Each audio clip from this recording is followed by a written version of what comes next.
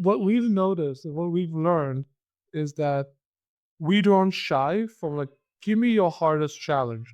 Because if I blow you out of the water with that hardest challenge, my ability to go and expand in the business, it's a no-brainer. Honestly, we are one of the only AI companies that do this. Seven figure and more, multi-year expansion that come year over year. You start with like the non-sexy, the hairy, the really, really messy use cases, and then going from there and expanding to the whole org is actually not a problem. Welcome to Unpack Pricing, the show that deconstructs the dark arts of SaaS pricing and packaging. I'm your host, Scott Woody, co-founder and CEO of Metronome. In each episode, you'll learn how the best leaders in tech are turning pricing into a key driver for revenue growth. Let's dive in.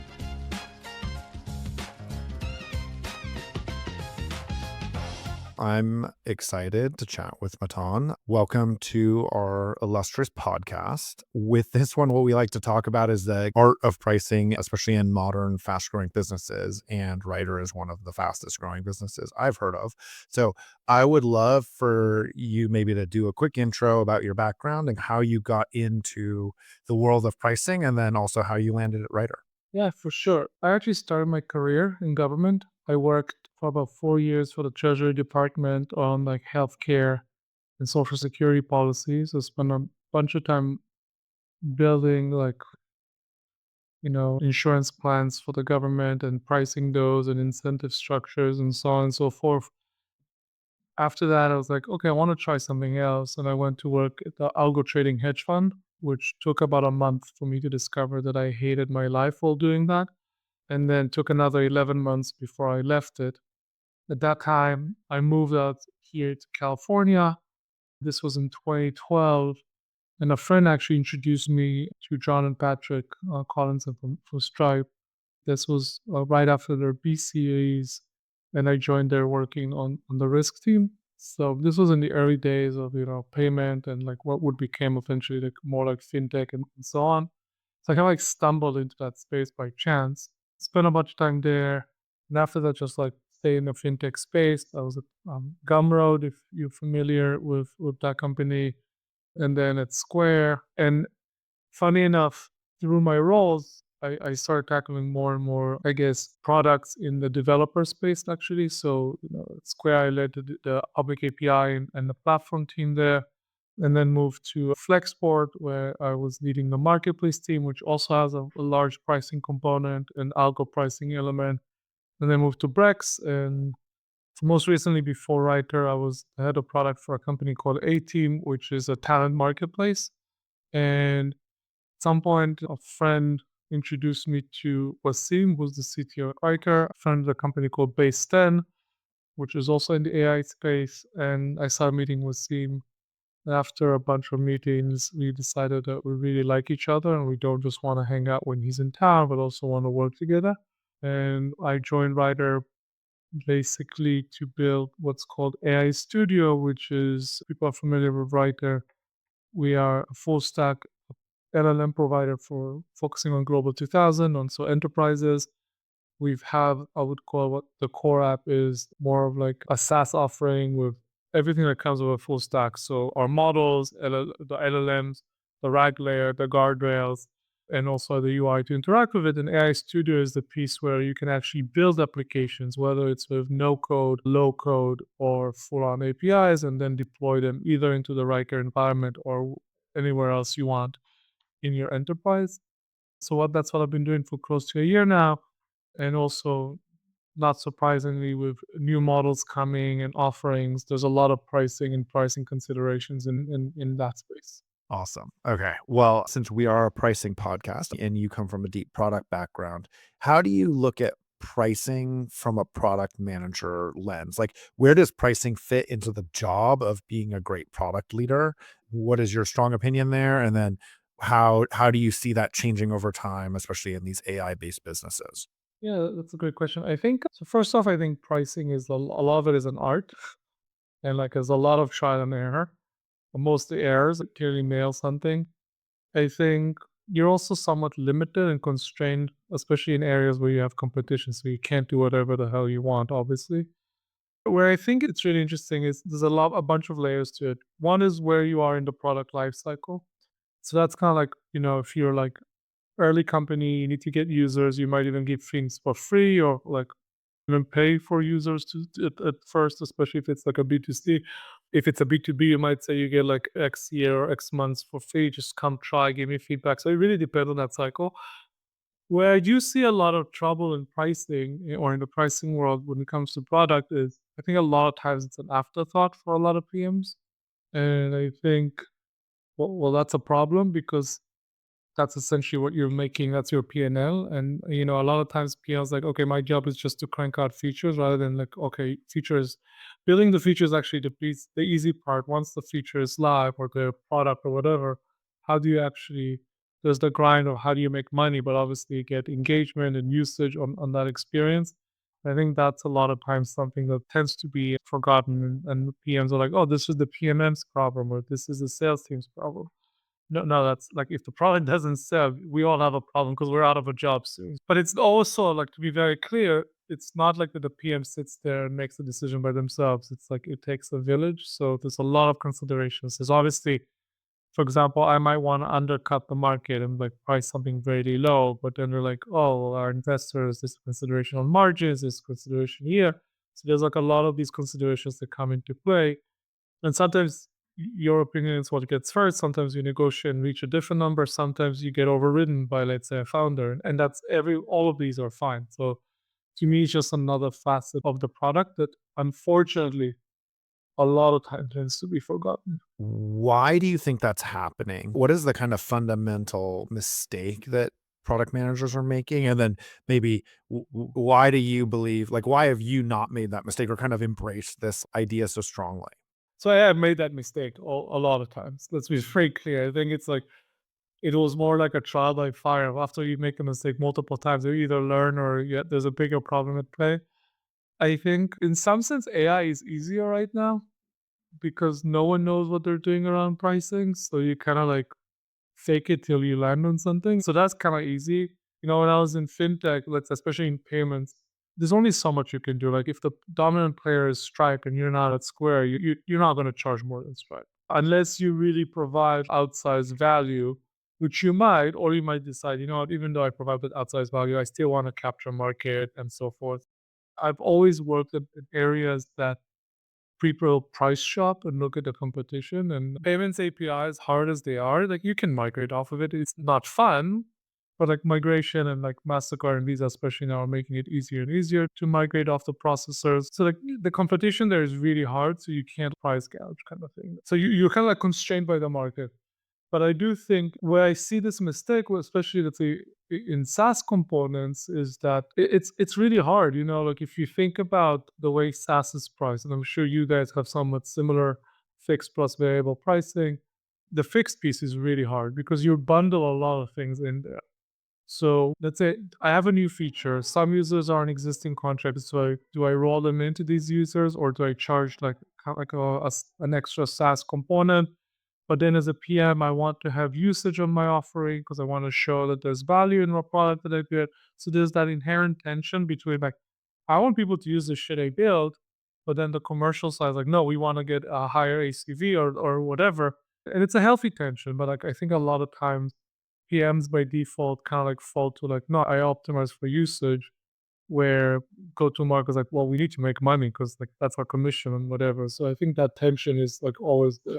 Yeah, I agree. Sometimes you want to create the tension. And you've worked at some places that I feel like kind of really understand. Like, I mean, they're very big, successful businesses, Square, Stripe, Writer. How do you advise like leadership teams to kind of create a tension that's healthy and make sure that neither side of like usage or commercialization has too much power? Have you seen any good models for making sure the tension is properly balanced? Or how do you even know if things are properly balanced? Like, what are the indicators that things might be out of balance? So I don't even know if I have an answer to that, but I'm looking, for example, when I joined Writer. So Writer has a fixed platform fee, and then we launched AI Studio, which introduced the concept of usage-based pricing, very similar to other AI players, which was kind of like okay, still to this day the norm in like in the market because we were faced with a need, there was just like pressure from the market, like, hey, I can test this other company's APIs. Why can't I just like I just want to mess around and see if it answers my need? And our approach there was like, hey, there's a pressure from the market. Let's go do this. We'll price it as following. We know our underlying cost structure. Let's price it. We're not going to price it more than, let's say, Anthropic, OpenAI, or Gemini, whatever. But in some cases, we'll price it in between, depending on the evals and how our models are performing. But we're also maintaining the right to that we understand that this market is moving really, really fast, and we can't get it right, and we will probably need to change our pricing, the whole pricing structure.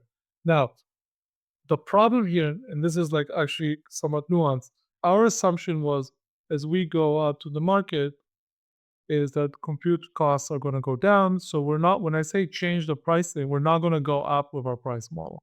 We're only going to go down when it comes to token usage, where what we did, that's the known known. The known unknown was like, we actually predict that within a year or two, we'll have a completely different price model because the market is evolving so quickly. We talked about this before. We're actually going to change the platform, the way we're pricing, because it just does not cover the ICP that we're targeting, which is the Global 2000 CIO and their needs. This usage based pricing is extremely problematic when you come to enterprises, and we're going to evolve off of it. So now there's a whole pain of how do you migrate contracts and so on and so forth. So for a durational time, we'll have legacy contract versus net new contracts. But that's part of the price of figuring this out. And this is not unique to AI. This has happened in cloud. This is happening in a lot of industries as new technology comes in, and you try to fit into an existing paradigm of a mindset as a new technology comes out. And that is actually the harder part. And like say, oh, we're going to charge $5 a million token versus $2.50 versus $10. That's more of like, okay, let me take like X% margin and I'll be fine with it. Plus, what's the competition?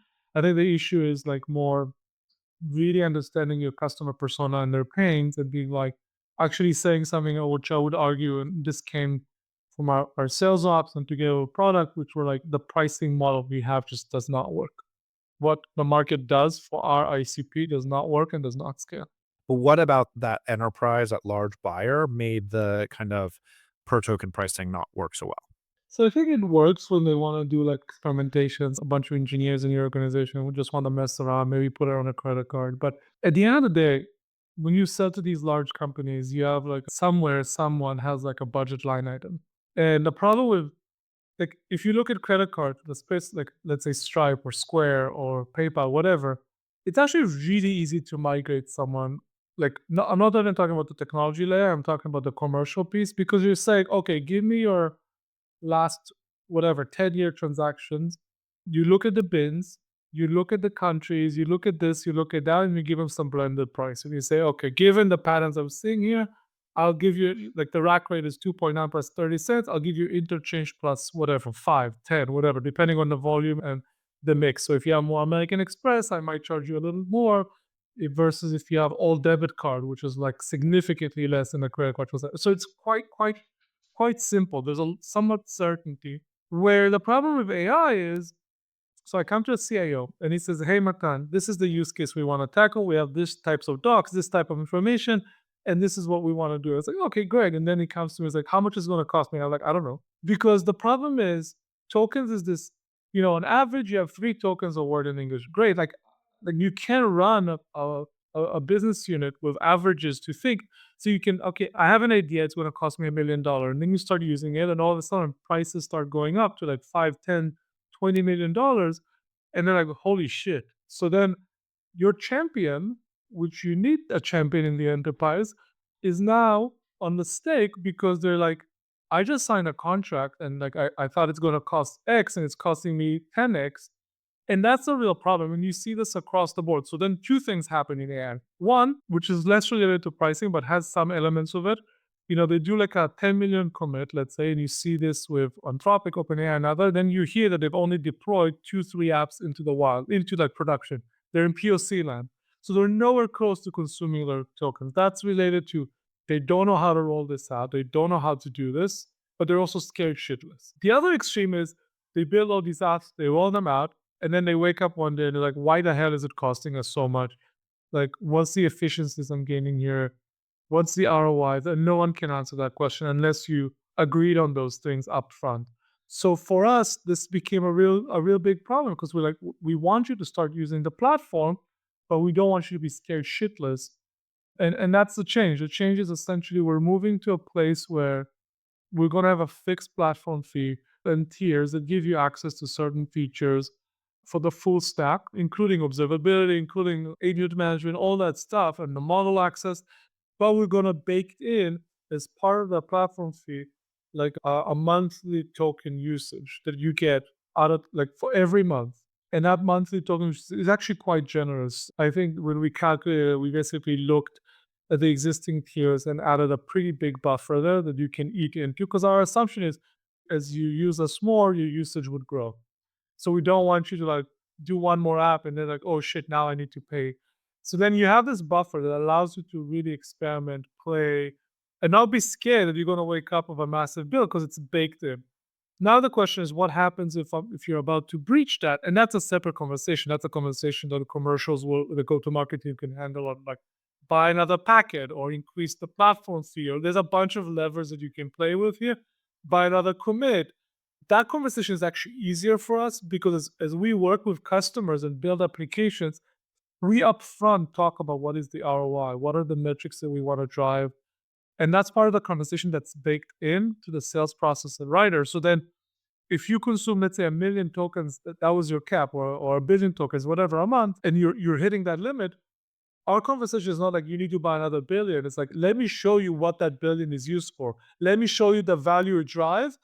And that's like as a champion, I am arming you to go to your procurement, to go to your boss, to go to your board. It's like, hey, look what's going on here. I need more capacity. I need more budget. And it's just like a much easier conversation to have.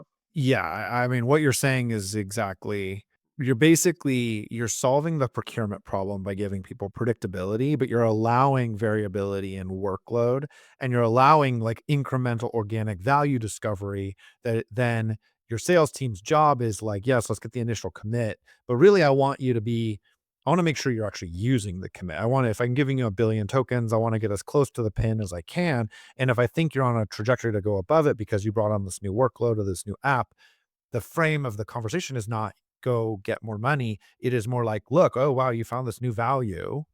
How do I go arm my champion to go ask for more budget to kind of unlock this incremental value? And then also the other nice thing about this model is it lets the product bake in the org for, like, many months or quarters before you even need to really get into the details around, like, the new workloads and stuff like that. It's like by the time they're crossing this, like, token threshold, you understand and they understand, is this actually hitting in production or not? And if it's not, and also gives you time to course correct, right? If in, like, month 1, they're only hitting 10% of their commit, but the next month it's, like, 30, then they're at least on a good trajectory, and then you kind of can budget against. And they actually don't pay for, to be very clear, they don't pay for the commit. They pay for platform features, meaning, so the commit is kind of like that's on the house. Kind of like when you go to Costco and you get 1+1 deal. That's the plus one. You get it as part of this. It's baked in to allow you to play. But what you're actually paying, you're paying for, let's say, higher rate limits. You're paying for better security. You're paying for observability and control. So you pay for enterprise features as you go up the scale of the platform fee, and you're getting the token increases kind of like that's on us. So you can start messing around. Exactly. It's almost like the token limit is like a premium feature, or it's like in the subscription world, you get a certain number of seats. And then if you go above, the next plan gives you twice as many seats. And they're not nickel and diming you. If your seat goes up by one, it's fine. It's an entitlement.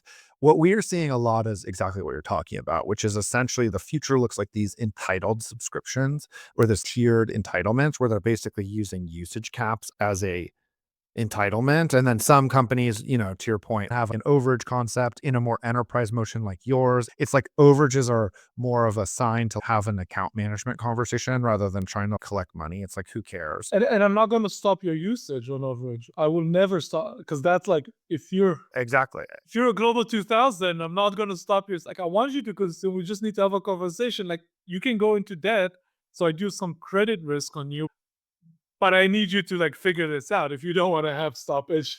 Exactly right. You're like, wow, okay, you found this new hot thing. Let's try to quantify that's value in a way that you actually can value. And then, yeah, to me, it's very interesting because I actually think the future of the world, it's like when people say usage based, they kind of default to this pay go, pay overages. But I actually think the world, especially in the enterprise, looks a lot more like what you all are trending toward, which is it's a hybrid of subscription with usage based entitlements. And the usage is useful because it may not be the perfect proxy, but it's a proxy for value that is like something you can have a conversation about. And it becomes this scaffold upon which you can start to build ROI conversations.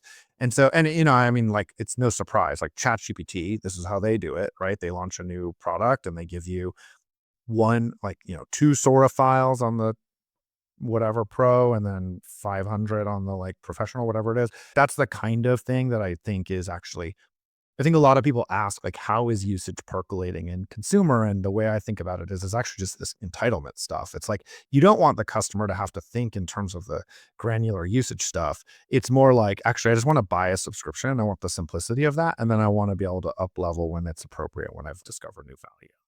Totally. And I think you asked me about the products in here. As a PM, this allows me to give you access to every feature and cap it on usage.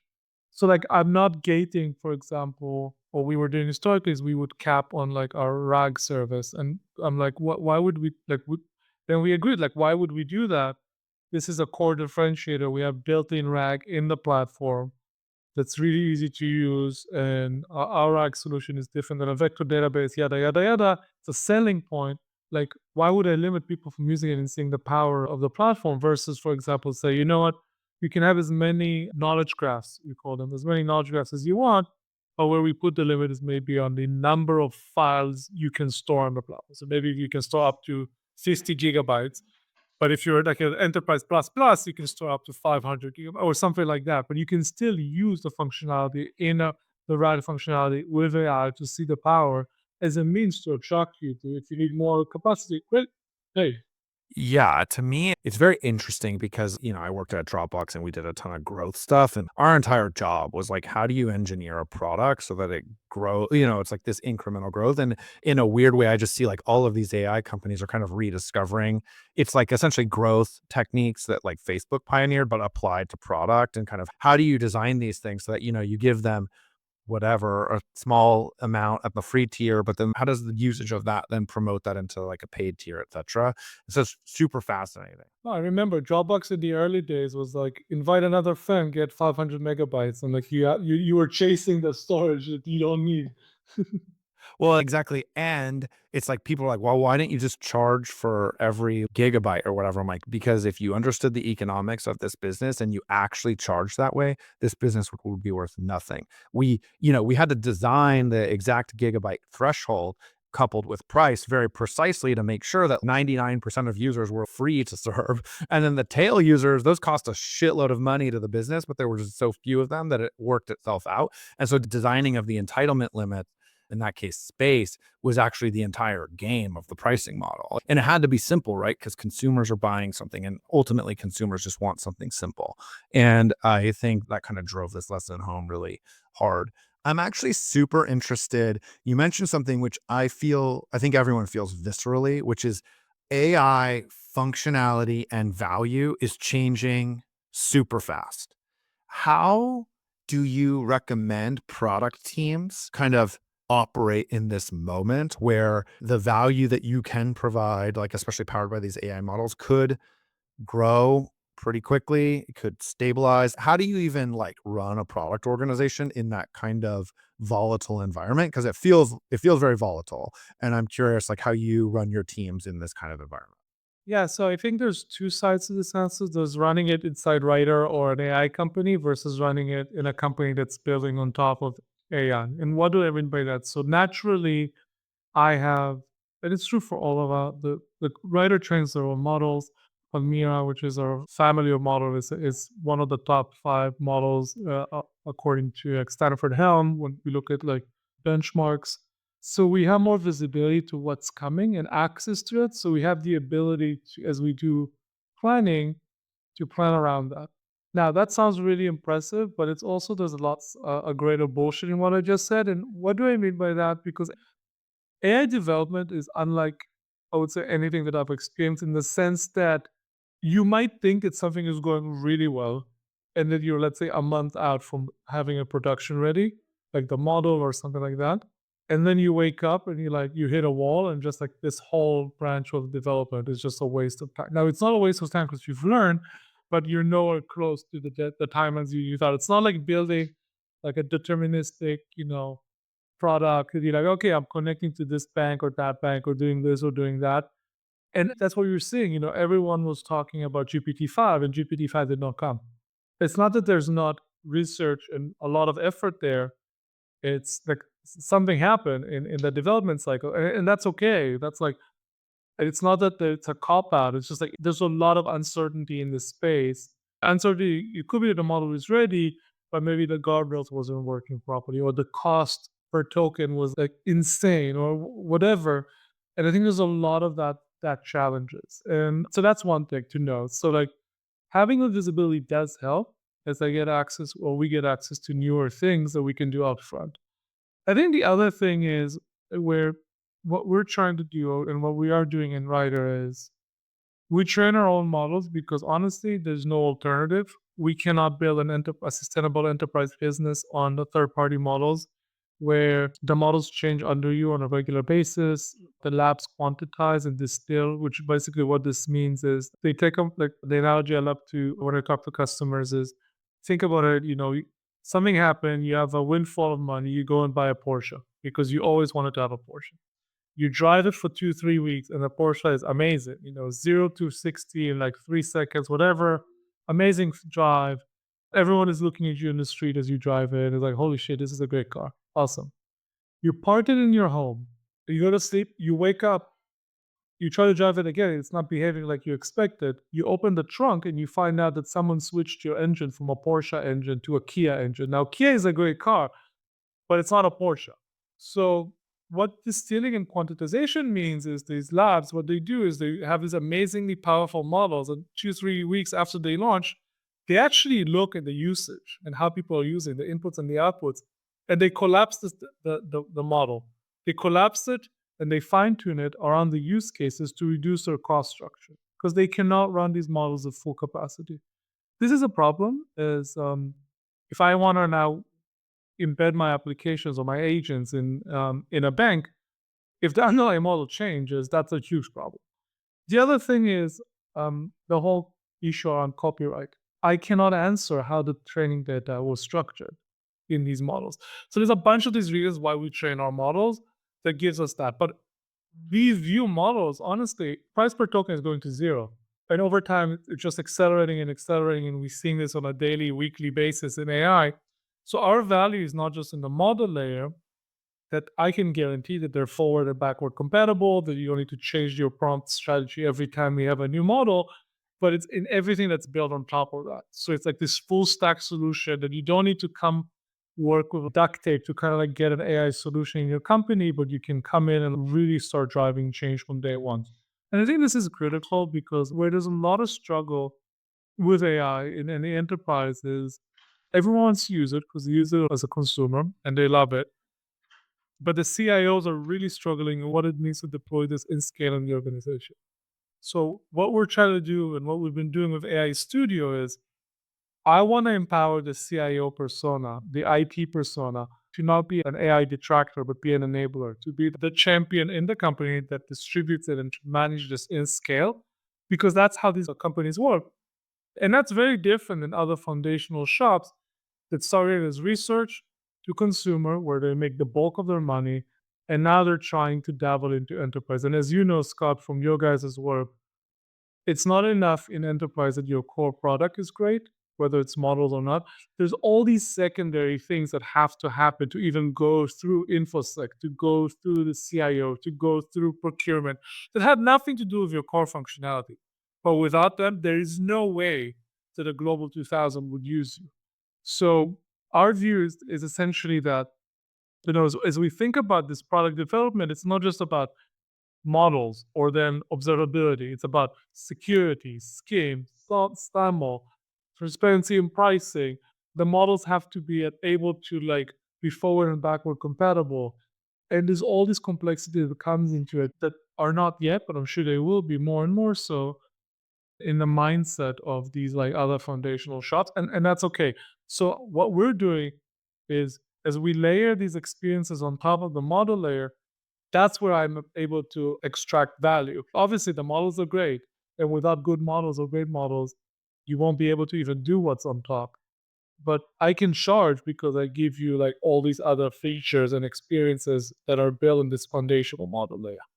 Right. In a sense, it's like the thing that someone would have to replace you with is not just access to the model. That's like part of it, sure. But it's everything else. It's the control, it's the certainty, it's the uptime, it's the security, all of that stuff. And in a way, it's like they're trusting you to handle this infrastructural pieces and provide them a service or a product that is more stable than building on like the baseline model coming out of an LLM foundation model. Yeah, I mean, it's similar to Stripe or even to you all, which is like, can I build a subscription? So, sure, I can. Do I want to? Absolutely not. That's not my core competency. It's a really hard problem. Same with Stripe. Can I go integrate directly with Wells Fargo? Sure.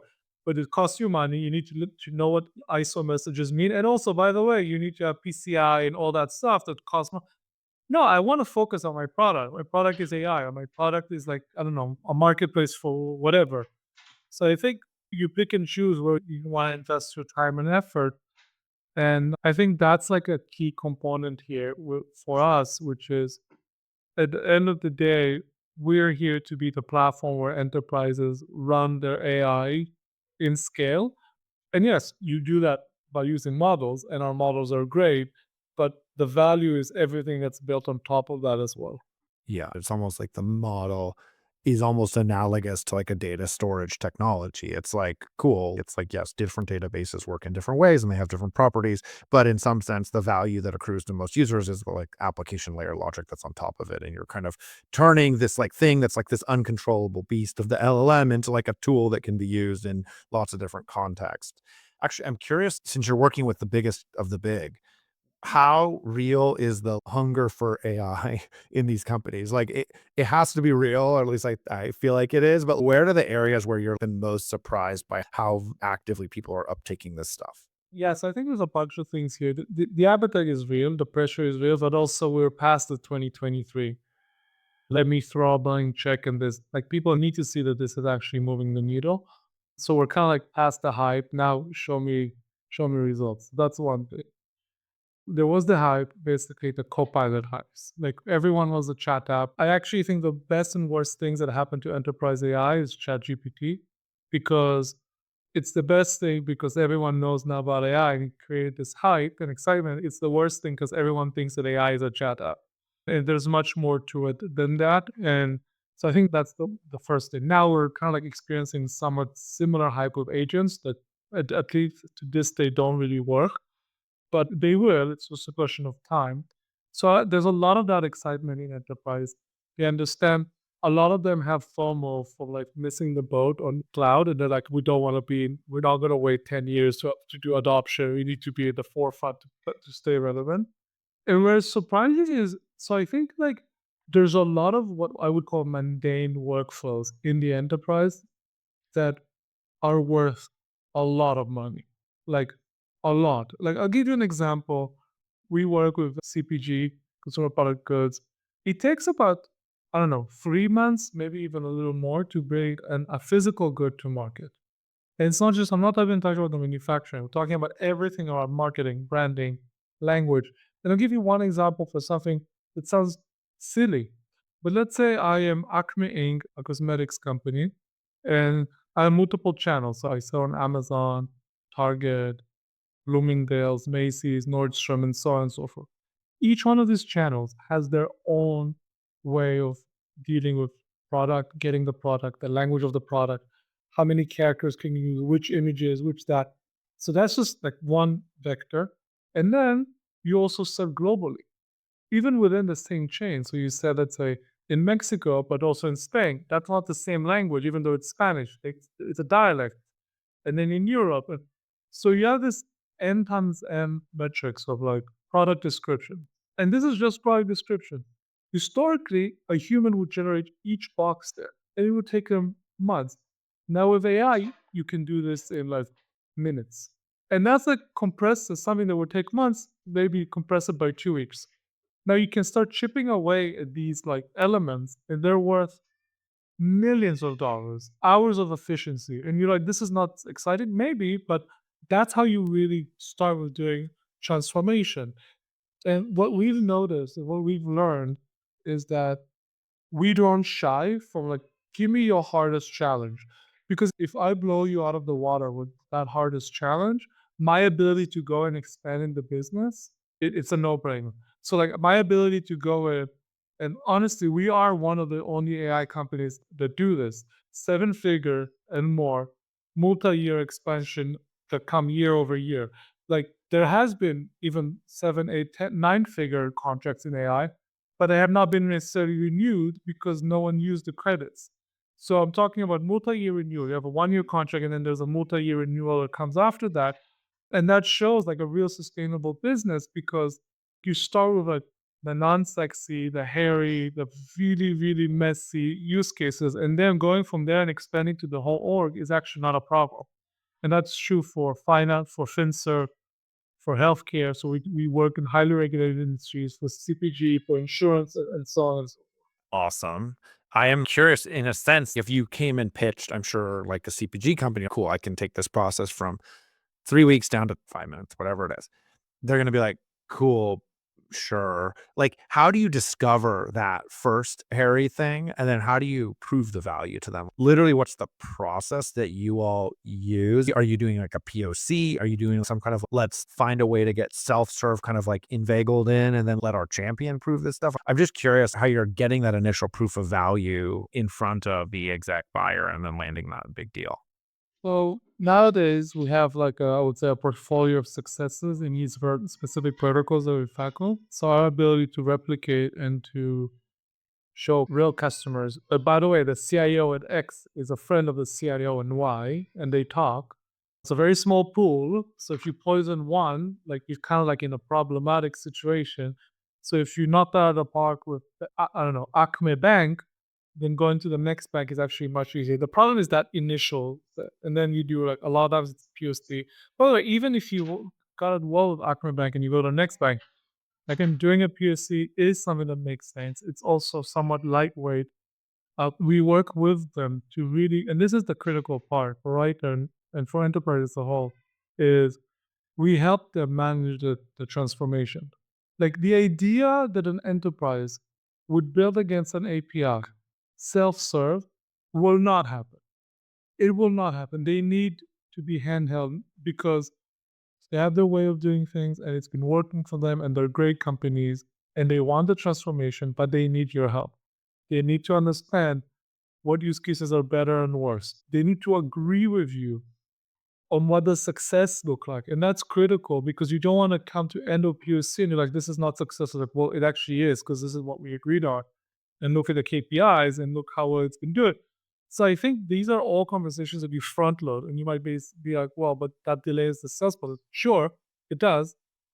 But A, selling these companies take a while to begin with. And B, that's how you build a long sustaining partnership with them versus like a one off, here's a large check and then they churn.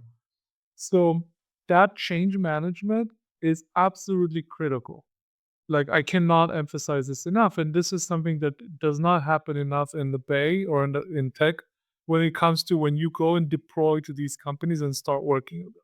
Yeah, I feel like the reflexive honestly, I mean, you worked at one of the places that I think taught everyone that like Stripe, where it's like, cool, everything can be solved with an API and just a developer will. And I do think that when you're talking to these larger customers, actually they really value the human touch. They value professional services. They value helping them transform because they want to transform, but frankly, it's kind of weird and very alien. And honestly, it's not weird for them to be skeptical because 4 years ago, this wasn't possible. Like 2 years ago, this probably wasn't possible. And by the way, today people say a lot of things are possible that are not possible. So there's a lot of noise also in the market of overselling. Exactly. We see this all the time in our industry, but we see it in AI all the time too, right? Actually, I was talking with some CFOs recently, and they taught me this term of ERR. I'm like, what the hell is ERR? And they're like, it's experimental revenue. I'm like, oh, okay. You know, things are bad when people are inventing a term like that. And so with all these AI companies, it's like, cool. Come back to me in a year when the renewals have hit and show me the upsells. And the best companies, like Writer, the upsells are like 500%. Like, these are not small. These are true, like, actually, wow, we really, need this even more and more. But it does require almost a return to what I think of as more of an enterprise-ish motion, because AI is fundamentally properly done is that disruptive. It is rewriting the DNA of a business. Yeah, I mean, if you go 10, 20, 10, 15 years back and you think about a bank migrating to the cloud from on-prem, like it's not a simple thing. It's a mind shift. It's like, the servers are not in my building? How does that work? And like, it is a mind shift. And like, you have to handhold them. And like, we've seen this in cloud. There was like the whole digital transformation. There was a reason that a lot of companies made a lot of money on this, and it took a very long time to transition these players because it was not done. It was not done right, honestly, in a lot of cases.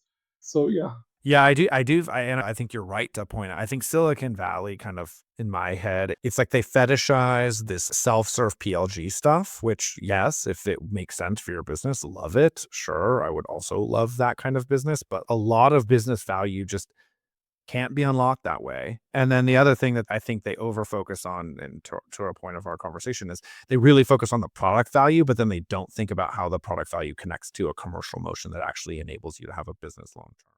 yeah, and don't get me wrong. I do believe that long term, as Riker, not even long term, I do believe as Riker shows the feasibility of the solution inside the organization. We see this already. More and more engineers within the organization, and I would say technical savvy business users, use AI Studio to self-serve and build agents by themselves. But like, I don't see a world that a global 2000 engineer counts on Writer, PLG, signs up, I uses the product, and then deploys it inside the organization without any touch point by themselves. It's just not going to happen, and that's okay because the ROI on these contracts is so high that you can basically do that work and build that relationship. And like, no one would go PLG into like I don't know, an investment bank or a bank or whatever without going through security. It's just not going to happen.